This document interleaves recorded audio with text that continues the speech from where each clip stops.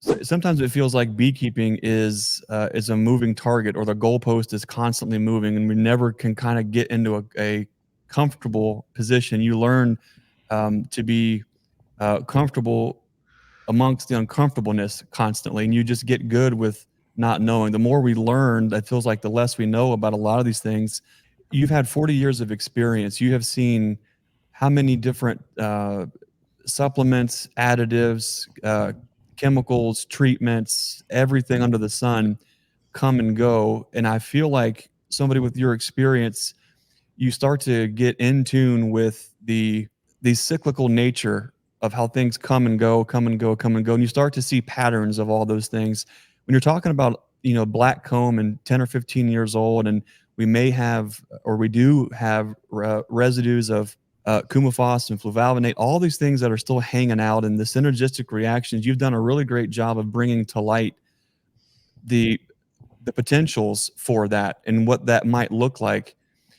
How important is it when there are new products that are coming out, whatever that it might be, whether it's a treatment, whether it's a supplement, whether it's a pollen patty, for you and your operation, when you're trying different things, you're putting new plans in place, how important is it to have something that has a track record, a history, trials, evaluation? How does that play into what you do if you do try new things and try to move your bees forward? Does that come into play as far as how long something's been around?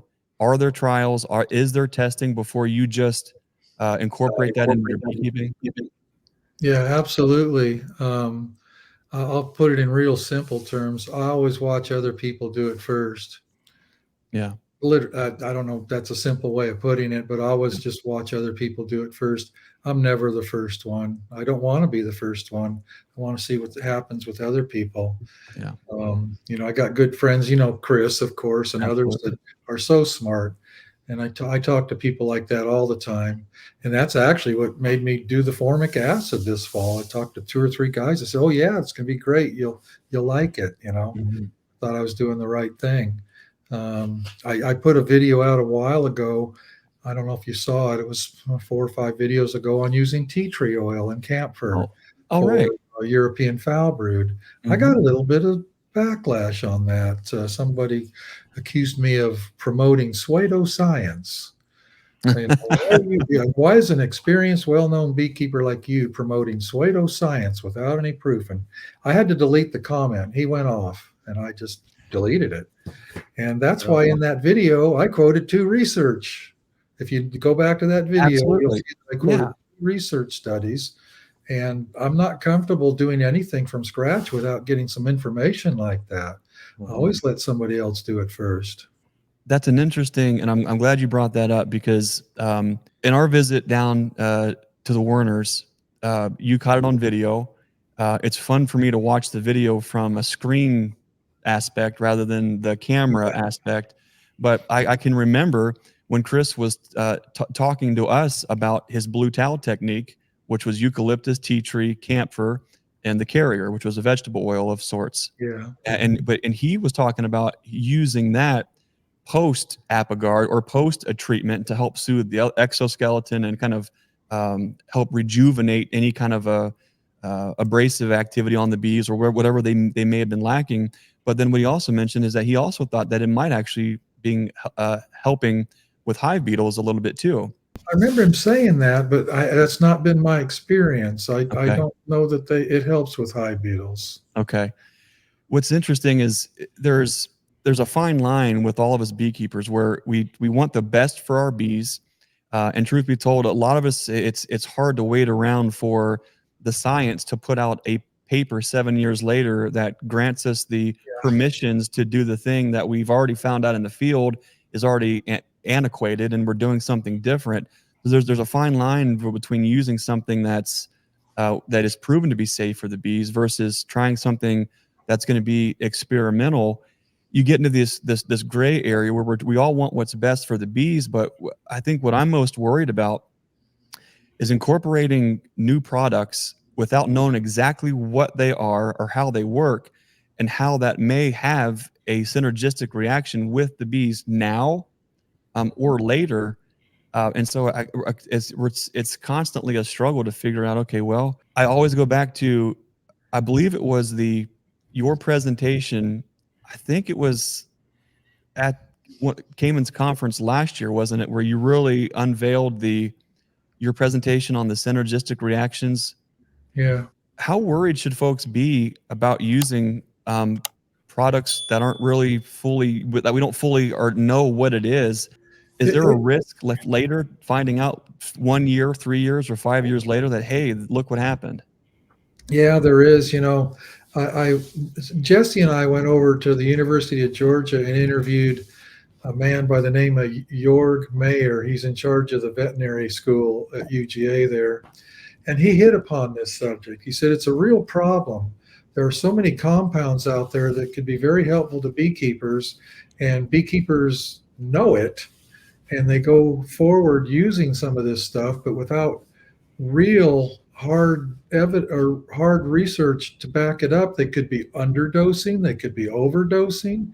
He said it's a real problem that the research is not keeping up with the demand. Research is not keeping up with what beekeepers are figuring out. So in many cases, we could be overdosing, or again, using something that may have a synergistic effect with something else.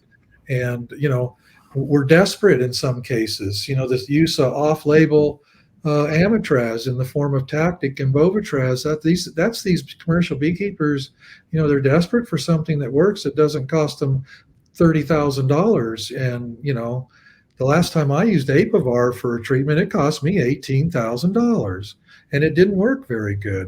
So when you're in that position, what do? You start reaching out for whatever will work, and you kind of wing it, and research isn't keeping up with the demand. That's the problem.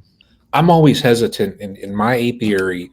I'm always hesitant if there's a new silver bullet that's out there.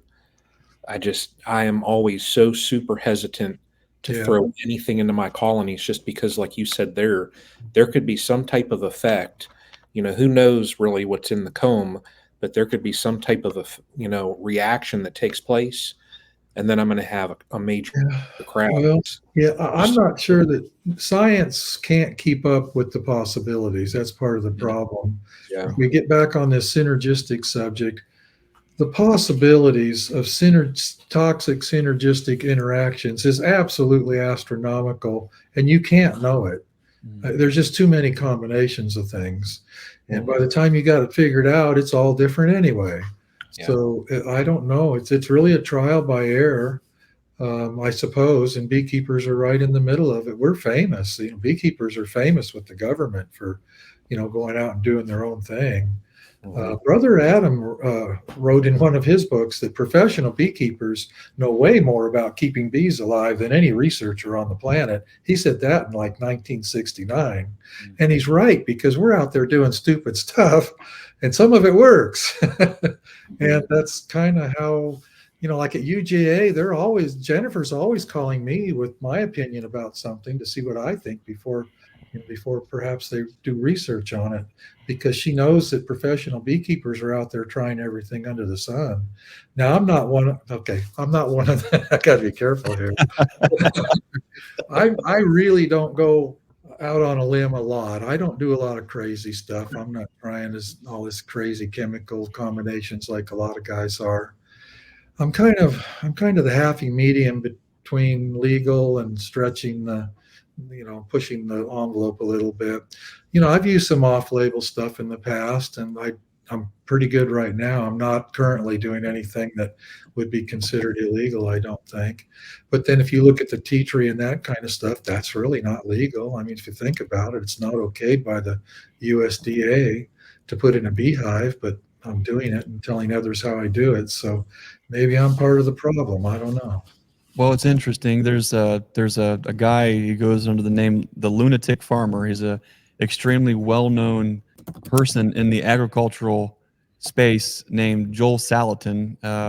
And he's one of his great books is Everything I Want to Do is Illegal. And there's so much gold and truth in that. There is this weird fine line where we are supposed to be held accountable to the law and regulation of the use of product and on and on and on and on and on and on. But it takes a long time for a lot of things to catch up. I've never personally been an early adopter on anything because I'm always highly skeptical. And as self-serving as it seems, I would rather, if somebody else is gung-ho about it and they want to go and do it, then cool.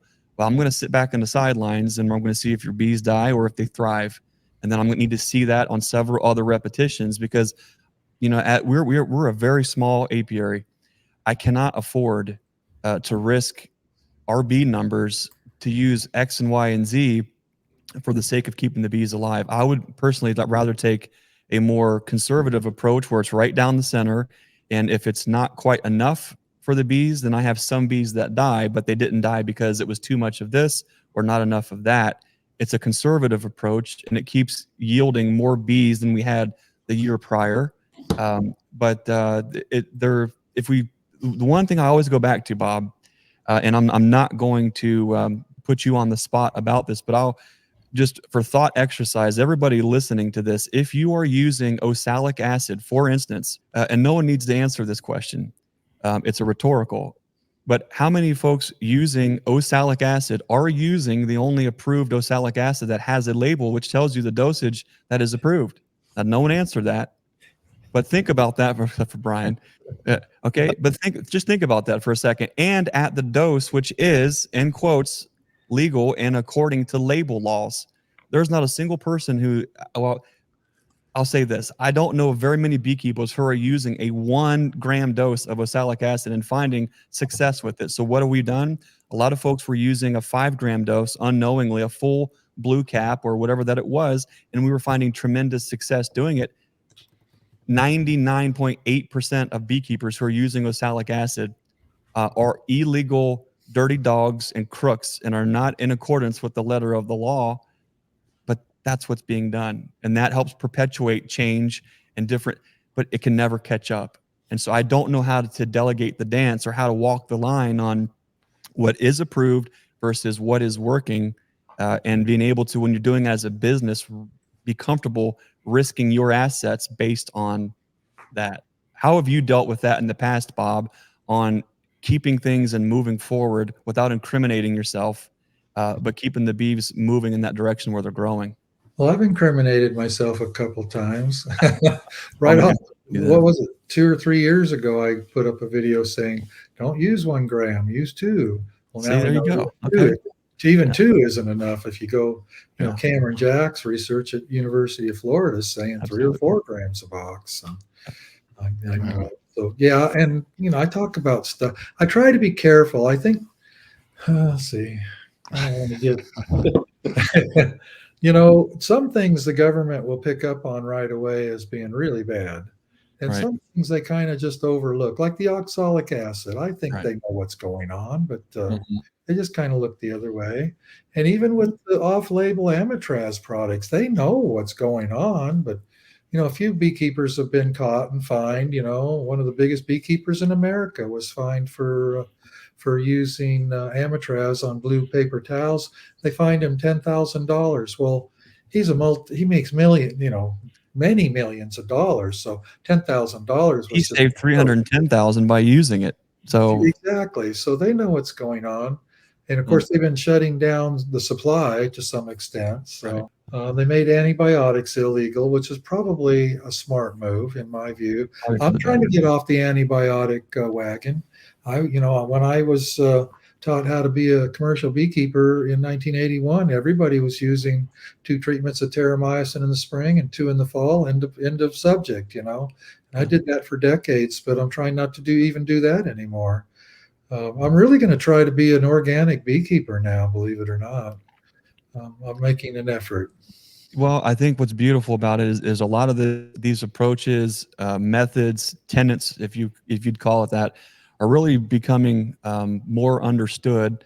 I have spent just a brief time with Dr. Robin Underwood with the Penn State Extension. I really enjoyed one of her talks at the West Virginia conference because I guess I'm too, being a Scotch-Irish hillbilly, I'm hard-headed and stubborn. It takes a lot of extra thumping on my head for things to really get in there and understand it.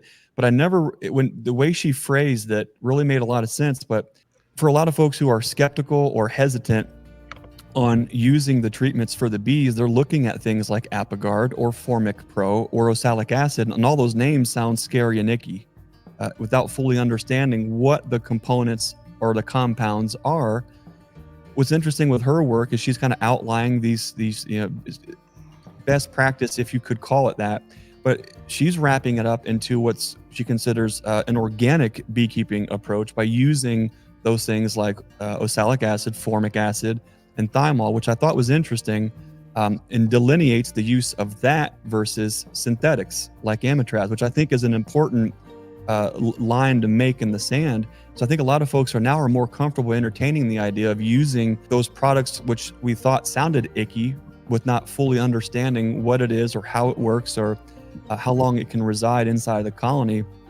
And so I think that that's an important thing to consider. Is there's so much to know, you really can't get in there and figure it all out. Yeah.